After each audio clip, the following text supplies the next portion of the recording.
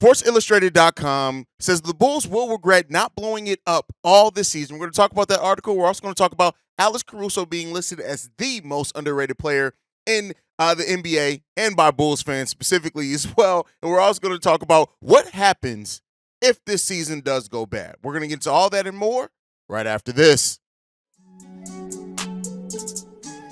You are now tuned in to Chicago Bulls Central, your number one place for all Chicago Bulls news and content.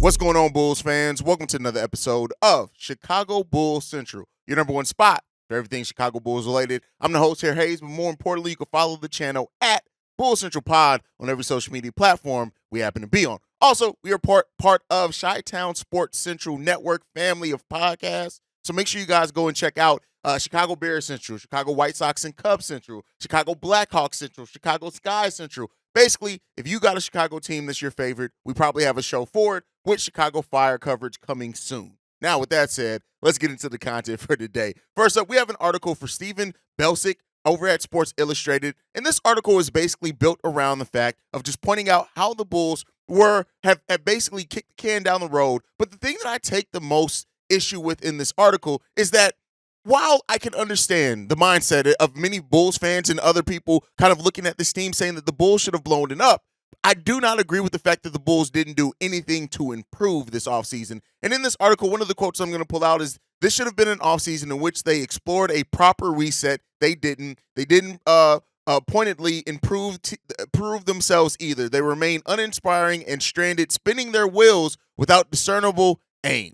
Now, I have very much so lambasted a lot of the national media here on this show we're approaching our 2-year anniversary in the 2 years that I've had this show, right? And so when I hear things like this, and I've always said this, the national media, especially like these writers, these journalists, you guys went to school for this. I'm in my basement recording this show, right? And so when I can put in more research to things and be more objective than these people who went to journalism school to do this, it's a bit of a slap in the face, right? And so to say that, hey, the Bulls should have explored a proper reset, fine. I get that. There's a lot of Bulls fans. Hell, there are a lot of people in general that share that mindset. But to say that the Bulls didn't do anything to try to improve themselves, that's where I draw the line at personally. Now, I know there are going to be some people that actually hear that quote and completely agree with it. And shouts out to you. It's not the issue with people thinking that the Bulls should have explored a reset. It's not even the issue with the Bulls fans thinking that the AK should have done more to improve this team. But to act like there's been nothing done either is a lack of understanding. And you cannot agree with the moves, but at least understand. Understandings and agreements are two very different things. In my opinion, I look at it that way. That's how I gotten through life. That's just, it is what it is. I can understand you, but not necessarily agree with you. And I think even if I don't agree with your standpoint, but I understand it, I come out still in a better place of understanding, right? But to say that this team did nothing to improve, a team that came into this offseason with only the mid-level exception at their disposal, came in and brought in two players that have absolutely, we hope, absolutely improve this team in the area that we had one of the biggest weaknesses at, and that is three-point shooting. Not only do they bring volume, but they bring consistent, with Torrey Craig, it's been 1 year of high-level three-point shooting. He's been a solid three-point shooter his whole career, but that absolutely help improve the Bulls in that margin. And that alone, you're looking at least, and I'm not expecting the Bulls to win all these games. I'm not saying that. But with the improvement in three-point shooting percentage and volume, the Chicago Bulls on paper are in at least 17 to 20 more games last season. And so that is that. So I know that analytic growth, right? And this is not just stats. Stats and analytics are two very different things. To grow analytically is one thing until you actually see it on the court, right? I understand that. That's a very valid standpoint and view to have. But to say that they did nothing to improve, that's where it just doesn't feel right. And it doesn't feel, as somebody who watched this team last season, as somebody who has seen the number of games that we lost because we just weren't a three-point shooting threat at all, it just grinds my gears a little bit. And like I said before, the national media at this point, right? They live off clicks. They live off views. They live off having to have these hardline takes because it makes for a good article, right? It makes for a good headline, which this is going to get you clicks, which thus is going to get you more ad revenue. They're looking at things the same way that I am in my basement, right? We're talking about ad revenue for people who went to journalism school, right? This is why I keep saying I don't care who. I don't need nor necessarily want to be your favorite Chicago Bulls content creator. But please follow and invest your time in somebody who follows this team because it's their choice, not because they've been assigned to it by a larger outlet or anything like that. Just follow the people who are with this team day in and day out, who give their time, their energy, their effort, and still cover this team at an extremely high level. And I can't wait to get this website off the ground. I'm going to bring in Sluggo as a writer because he's great. And I just can't wait to be able to provide a full level of coverage to Chicago Bulls fans through written, audio, and video. But hey, it is what it is, man. I just saw that article and I had to do, which surprisingly enough, in me researching and finding this article, I actually found out that they also used my video in the article, which crazy. So, hey, we're growing around here. That's all I can say on that one. Let's get into the next topic. Alex Caruso was listed as the most underrated player. He came in at number one of the most underrated players in the NBA. And I just want to throw out some interesting statistics that came out of this article. And so when Alex Caruso was on the floor, the Bulls managed to hold opponents to 106 points per 100 possessions. When the Bulls weren't on the floor, opposing teams averaged 112.5 points per 100 possessions. And then when you look at the steal rate in the 90th percentile for 5 years straight, and he was 98th percentile in block rate last season was Alex Caruso. Led the league in deflections at per 36 minutes amongst all players that played at least 1,000 minutes. And the fact of the matter is this, Alex Caruso, as we've known and been telling you guys, for those that actually watch the games, is an absolute defensive nightmare for opposing teams, and he impacts the game. I know a lot of people like to focus on the shooting and the fact that he is not a threat to really score the ball at any type of high level. But to ignore the impact that Alex Caruso has on this game is disgusting, right?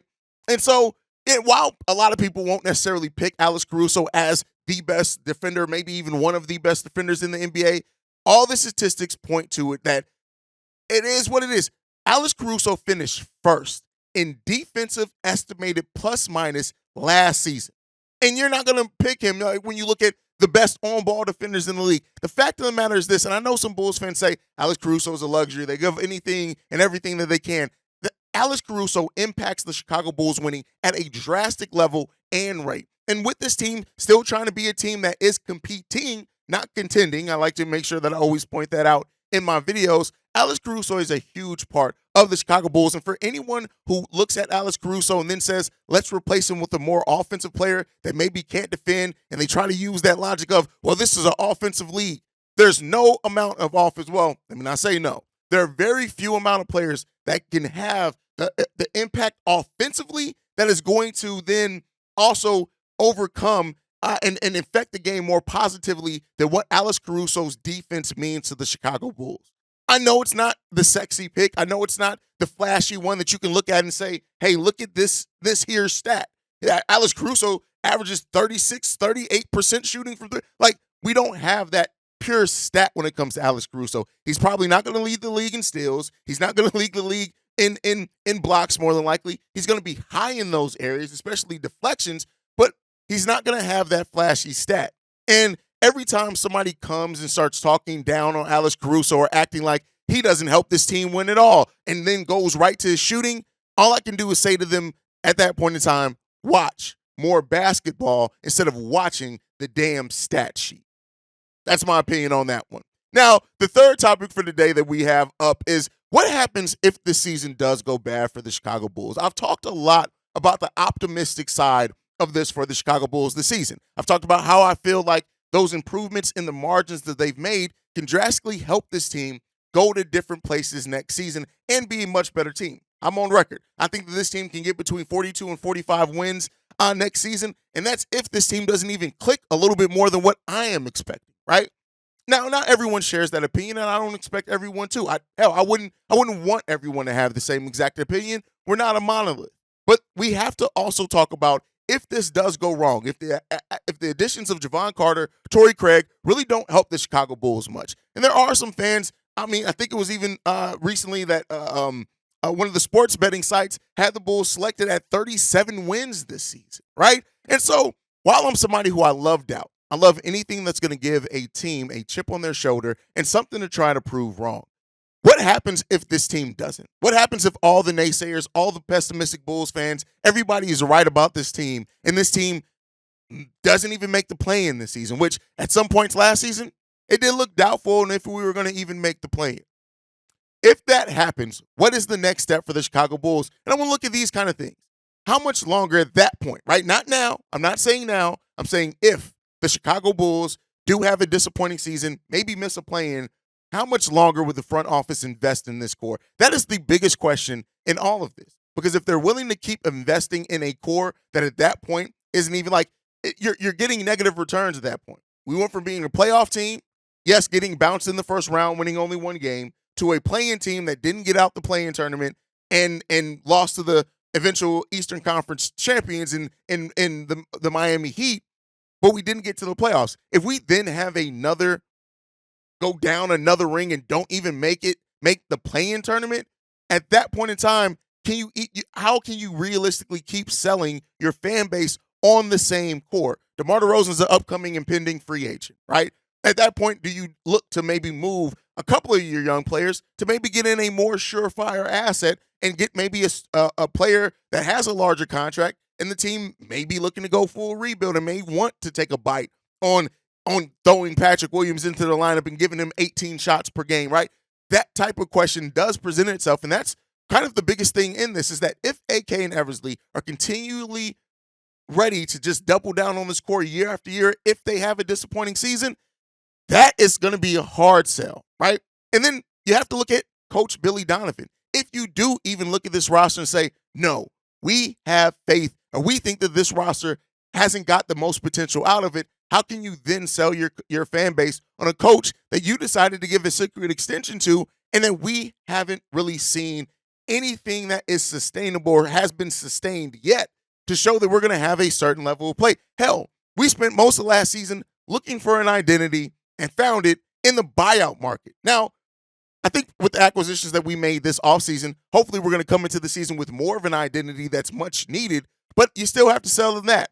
And then the young players, the young core, the old core, at some point, if the Chicago Bulls season does go bad and goes bad in a big way, you have to make the decision. Are you going to go veterans? Are you going to continue to go win now? Or is it time to finally pull that development cord? That doesn't mean trading off all of Zach LaVine, Nikola Vucevic, and DeMar DeRozan for pennies on the dollar. It doesn't mean you even have to trade all three of them. But it does mean that at some point you have now invested on a core that you built to compete now that isn't doing it. And so you've talked about how to up your ceiling, it has to really come down to the younger players developing. You have to then double down and invest even more so in that development if those are the players that you have said now, that's who we're hitching our future for.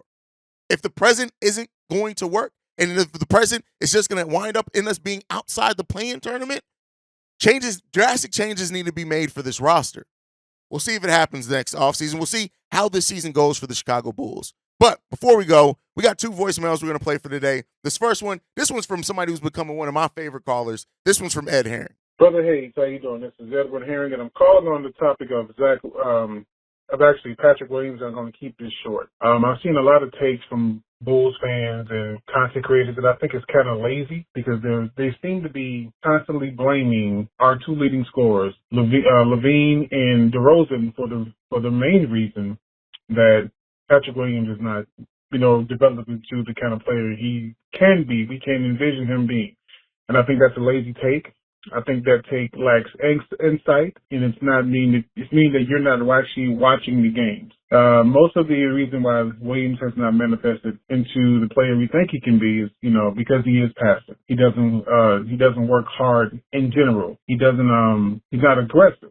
And that's more of an internal thing. That's, because he had that problem in college. So that predates any situation prior to the Bulls. So Patrick Williams has to be the one that starts this journey or this initiative of him becoming a better player And like I said on an earlier call a couple days ago, that to me it starts on the defensive end with him. But I'm going to be honest. Patrick Williams should take it personally that he got benched last year in favor of Alex Caruso, a 6'4" guard who doesn't shoot well. But he brings the intensity and the intangibles, that make a basketball team click. So that's my call. I just want to stop seeing people blame Levine and DeRozan for the reason that Patrick Williams is not, getting more touches, because the ball is swung to him, and like you said earlier, he only averages 2.5 drives a game. He's passing up shots. He's not being aggressive. He's not being assertive. So I think, with increasing activity on the defensive end, the Bulls get out and run more. That'll start to build up his confidence. And that's, to me, that's more of an internal thing, not anything to do with the other teammates. Because real quick, DeRozan does work with Patrick Williams in the offseason. So a guy that works with you in the offseason does want to see you succeed. So how bad do you want it in regards to Patrick Williams? That's my call. C-Red, go Bulls. Nothing but pure facts dropped here. And I'm going to say this. Ed, I hope that you're watching this. I got a job for you. Email me. I want to talk to you about something. But with that being said, Pete Will's lack of development isn't just because of Zach LaVine and DeMar DeRozan. Players have developed with high-volume usage players, some that play their same position. Kawhi was able to develop on a team with Tony Parker, Manu Ginobili, and Tim Duncan. Yes, it was going towards the end of their careers, but guess what? Their usage rates were still extremely high, and that comes to coaching, right? Paul George was able to develop on a team that had Danny Granger, one of the highest usage rate players in the NBA at that point. Yes, he went down with injury, but again, you can develop. And the fact of the matter is, it's not just on play because you have players that have high value, right? Look at the number. Patrick Williams averages 7.7 shots per game for his career. When you add in the number of shots that P. Will also passes up at times, right? He could easily have gotten in the flow of this offense 10 to 11 shots per game. That's typical of players around that area that Patrick Williams is in. P. Will's lack of development isn't just because of Zach LaVine and DeMar DeRozan. You can make the argument that he would have more opportunities naturally if he didn't have those type of high-volume players on his team. Yes, that's possible. But the fact of the matter is, I look at coaching and P. Will's mentality. Those two things are the biggest things that hurt and hold P. Will back. You don't have a head coach that is invested in P. Will's development outside of saying, hey, go out there, play tough defense. We're going to get you some corner three shots. That's it. And he's developed in that area when you look at how he doubled his three-point shooting volume and then was still the Chicago Bulls' best three-point shooter by percentage. Right? So you have to look at that. He can't continue to be passive on the court. The aggression needs to be the highlight for him coming into this season. And I love that Ed pointed out, P. Will it didn't seem like took his benching personally. I believe there was a quote last season after that where he kind of said, oh, I understand it, right? You have to unlock something. And P. Will has to want it. And I think once P. Will does want it, we're going to see a very, very different Patrick Williams and how he's going to impact the Chicago Bulls team. But shout out to Ed for a great voicemail he left there. All right, let's get into the next one. This one's from Shay. Yo, Haize, what's up, man? Look, hey, I know that this may sound stupid, but it's worth a try. I think for that last roster spot, I think the Bulls should look to sign Wayne Gabriel. Look, I know he's not the end-all be-all, but let's think about it for a second. Before he was out of the Lakers rotation, before they got, whatever that dude that we wanted, his name starts with a V. But I don't know his name, but he was in that starting lineup. But before they made the big trades, this guy shared a lot of their win percentages and a lot of their win percentages on the defensive end before he was out of the rotation. And I feel like he could be a big help, especially since Billy Donovan likes playing a small lineup, and then he is effective at the center spot. Look, I know you probably may not agree, but this dude is 26 years old, and he is good on the defensive end. And then, too, think about it. Majority of the Lakers win, and then again, back when they had Russell Westbrook and Patrick Beverley, he had some of their win shares, and he was very effective for them coming off the bench when he was in the lineup. Anyway, man, tell me what you think. I think he could really help us, especially as our third-string center, and he does his job well. Plus, he fits the age limit. He fits the age gap that we have on our team, which is 26, around the same age as Javon Carter and Zach LaVine. Winning Gabriel. Here's what I'll say. I know that you thought that I would hate it. I actually don't mind it at all. Again, the 15th roster spot is not somebody that you necessarily expect to come in and perform for you, right? When you look at it, and I've already broken it down, Billy Donovan likes to go 9 players deep, usually with 10th players crawling in there. We're going to have Dalen Terry, Ayo Dosunmu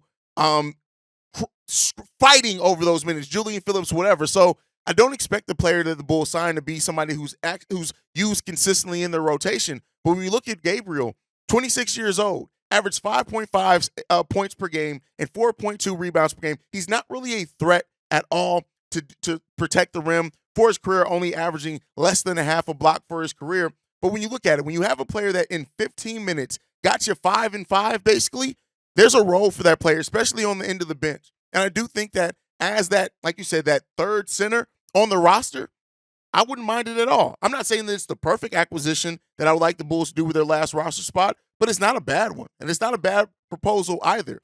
I like the idea of Gabriel being on the back end of this bench. I think, I've said it before in a couple of videos, I think the Bulls are kind of waiting for, to see what happens with a Christian Wood, a Kelly Oubre Jr., to see what happens with OKC Thunder's roster where they're going to have to cut probably a pretty good young player there as well to make their way down to 15 after having, I think, 19 guaranteed contracts on their books right now.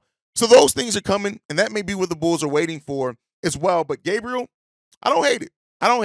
That's my time for today, guys. Thank you so much for tuning in to another episode of Chicago Bulls Central. You guys can follow the show at Bulls Central Pod. You can send us any feedback, questions, comments, concerns. bullcentralpod@gmail.com. Lastly, if you want to leave a text message and or voicemail for the episode, the number to do so, 773-270-2799. We are the number one spot for everything Chicago Bulls related because of you guys. And like I like to end every episode on, go Bulls. Love you guys. See red if you can, y'all. Peace. This has been a presentation of the Break Media.